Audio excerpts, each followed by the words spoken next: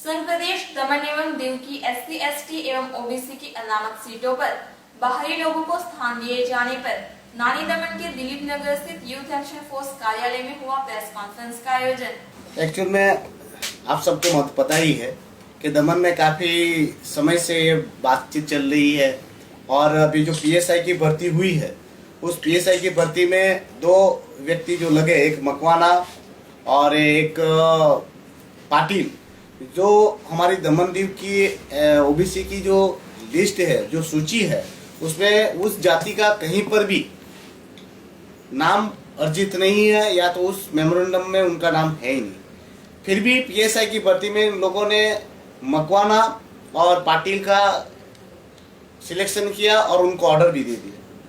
दूसरी बात ये कि हमारे यहाँ एसटी की सूची बनी है, जो हमारे यहाँ भारत सरकार द्वारा मान्य है और हमारे यूटी एडमिनिस्ट्रेशन में जो नोटिफाइड है, उसमें मीना कास्ट हमारे यहाँ एसटी में नहीं है। फिर भी उसका भी सिलेक्शन यहाँ पर हुआ था। वो लिस्ट जैसे ही बाहर आई थी, हम लोगों ने भी उसका विरोध चालू किया था और एससी एसटी के लोगों ने भी वहाँ पर विरोध चालू किया था। एक मीटिंग भी बुलाई गई थी 14 तारीख को यहाँ मोटी दमन फुटबॉल ग्राउंड के पास, जहाँ पर सांसद और भाजपा के कुछ पदाधिकारी भी थे, मुझे भी बुलाया गया था। तो हमने संयुक्त रूप से आह्वान किया था कि भाई ये 15 अगस्त का जो कार्यक्रम है, जो सरकारी कार्यक्रम है, उसमें फ्लैग होस्टिंग की जाएगी, मगर सरकारी कार्यक्रम जो एडमिनिस्ट्रेशन करता है उसका हम विरोध करेंगे। मगर हुआ ये कि हमारे कुछ नेता लोगों ने हमारे आदिवासी मित्रों को समझाया कि ये ऐसी कोई भी भर्ती नहीं होगी जब तक यह सॉल्यूशन नहीं होगा। हम लोग 2 दिन में बैठेंगे। प्रशासन ने मुझे जवाब दे दी है। प्रशासन ने हमें प्रॉमिस किया है कि ये जो एससी एसटी और ओबीसी है उस पर अभी कोई भी ऑर्डर दिया नहीं जाएगा और आप लोग को आश्वासन मिल देते हैं। और उन लोगों ने वो विरोध प्रदर्शन जो करना था उन लोगों ने वाइंड अप किया। जब वो लोगों ने वाइंड अप किया कि तो सुबह तो पता चल गया कि 15 अगस्त को ही शाम तक तो पता चल गया कि उनको ऑर्डर दे दिए गए हैं। अब बात यह आई है कि उन लोगों ने ज्वाइनिंग के लिए भी ऑर्डर दे दिए हैं, तो सरासर नाइंसाफी है। उसके लिए हम लोगों ने कैट में भी केस कर रखा है, जिसकी हेयरिंग शायद सोमवार तक हो सकती है और हमें पूरी उम्मीद है कि वो जो भी इलीगल ये लोगों ने किया है वो कोर्ट हमें पूरा न्याय देगी और इलीगल जो भी काम किया है वो उनको रिवोक करना पड़ेगा। जो भी ज्वाइनिंग भी हो जाए उसको भी हम लोग हटा के रहेंगे। जैसा आप लोगों ने देखा है पास्ट में यूपी में भी ऐसा हुआ है, जो टीचर लिए गए थे उनको ज्वाइनिंग भी मिल गया था, मगर कोर्ट ने जस्टिस करते हुए सारे के सारे टीचर्स को बेदखल कर दिया था।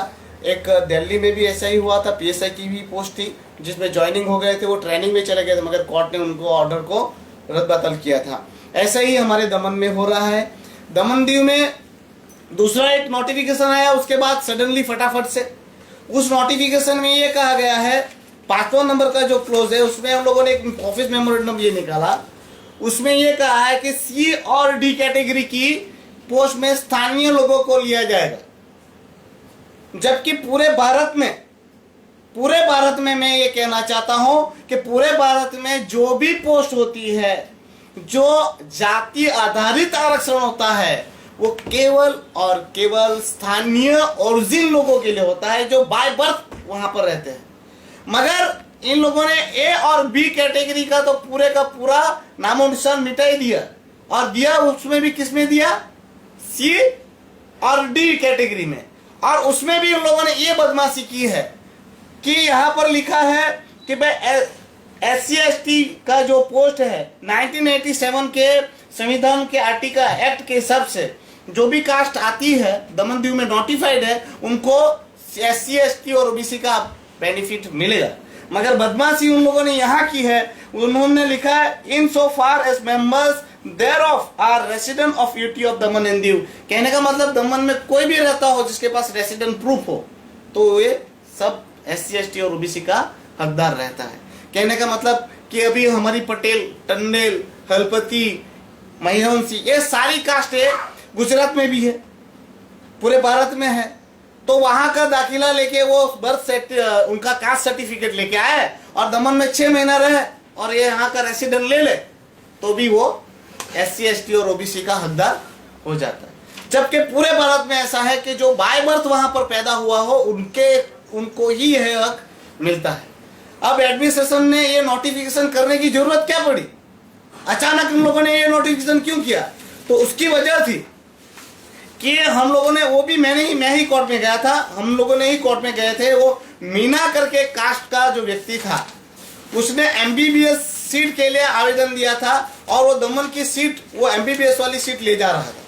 तो हम लोगों ने वो कोर्ट में गए थे और कोर्ट में हम लोगों ने ये कहा था कि ये जो सीट है वो दमन दीव के स्थानीय लोगों की है और उसमें आप बाहर से नहीं लगा सकते। और नामदार कोर्ट ने वहां पर ये हमें डिसीजन दिया था और उस डिसीजन में क्लियरली कहा था कि सेंट्रल गवर्नमेंट का कोई भी एम्प्लॉय इस सीट को, एमबीबीएस की सीट या जातीय आरक्षण की सीट को नहीं ले सकता। मगर कोर्ट ने यह कहा था, अगर गवर्नमेंट ऑफ इंडिया का जो प्रतिनिधित्व कर रहा है दमन एडमिनिस्ट्रेशन, अगर ऐसा कोई नोटिफिकेशन डिक्लेयर करता है और उसमें वो आउटसाइडर को अलाउ करता है कि भाई दमन दीव की रिजर्व सीट में बाहर वाले भी इसके बेनिफिट ले सकता है, तो जाके ये बाहर वाले ये इसका बेनिफिट ले सकता है। क्योंकि यहाँ पर लिखा है, no government resolution of the direction of the Indian territory have been pointed out of us by which the benefit of reservation has been extended to candidate from other state by the Indian territory of Daman and Diu. Other state के लोगों को अगर allow करता है, ऐसा कोई notification निकालेगा, तभी ये लोग एप्लीकेबल होता है। अब हुआ क्या कि यहाँ पर सबने हल्ला मचाया कि पीएसआई की पोस्ट में आप लोगों ने कैसे बाहर वाले एससी एसटी और ओबीसी में ले लिया। तो उनके पीएसआई और उनकी जो भर्ती है उसको उन लोगों ने अपने जस्टिफिकेशन मिले उसको निर्णित करने के लिए उन लोगों ने ये दूसरा ऑफिस मेमोरेंडम निकाल दिया कि भाई अब ए और बी में, क्योंकि सी और डी का ही किया है, तो होता क्या है, ए और बी को परमिटेड कर दिया। अब काफी पोस्टें हैं ऐसे, तो ए ग्रेड में आपको हम सबको मालूम है ये यूपीएससी से ही सिलेक्शन होता है, जैसे डॉक्टर है या प्रोफेसर है।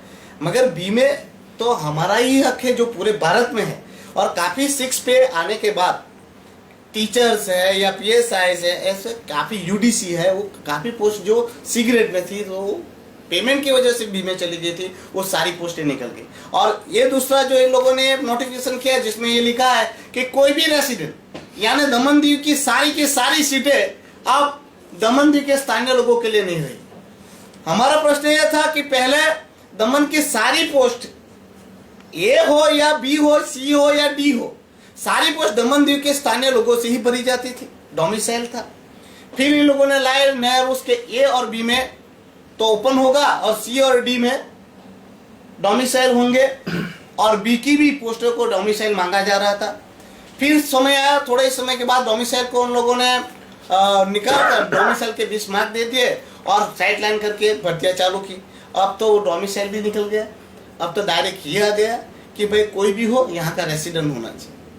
तो ऐसे में दमन दीव के स्थानीय लोगों के साथ बहुत ही बड़ा नाइंसाफी हो रही है।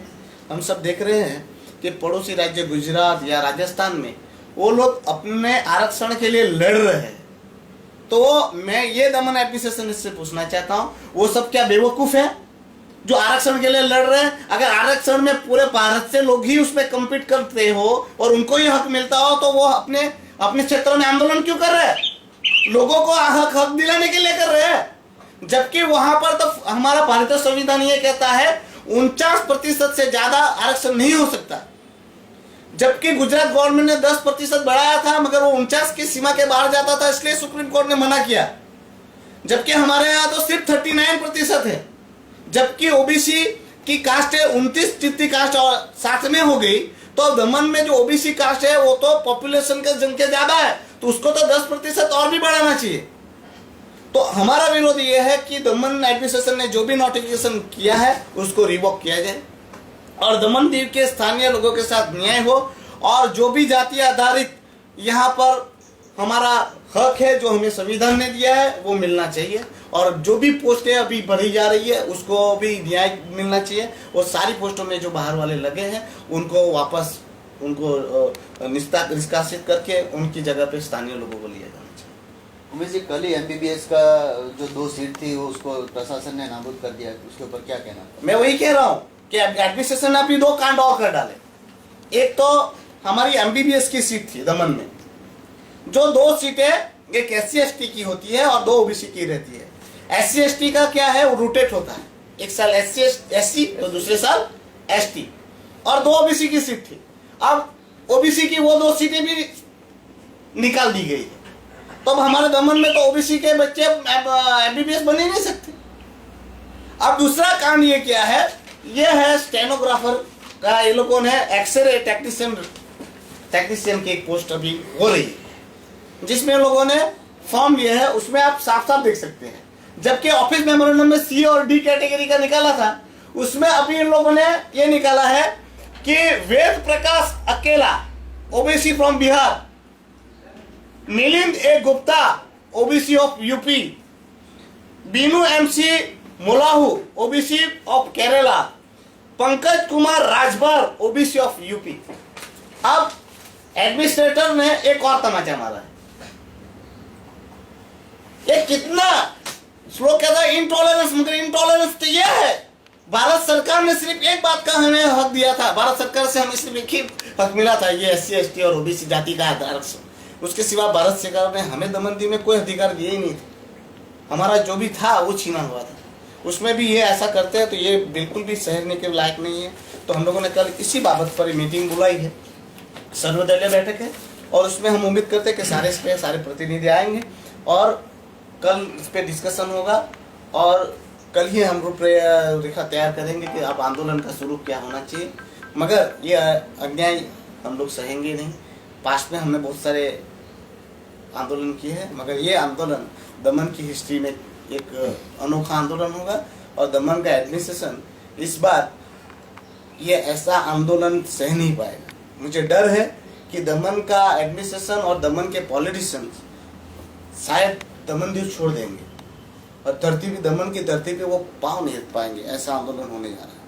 अगर कल ये सहमति नहीं होती और इन लोग दमन के पॉलिटिशियन अगर ये मामले को संज्ञान नहीं कर पाते, तो 10 या 15 दिन में हमारा आंदोलन का स्वरूप की कल्पना करना मुश्किल है। तो बेहतर है कि मैं आपके माध्यम से दमन प्रशासन और पॉलिटिशियन से यही कहना चाहूँगा कि कल के मीटिंग में आके आप ऐसा कोई ठोस डिसीजन लेंगे कि ताकि हमें ये ऐसा कदम उठाना ना पड़े, और दमन की हिस्ट्री में ऐसा कभी एक दिन ना देखने को मिले कि दमन में युवाओं ने ऐसा कदम उठाया है जो पूरे भारत में कभी ऐसा हुआ ना।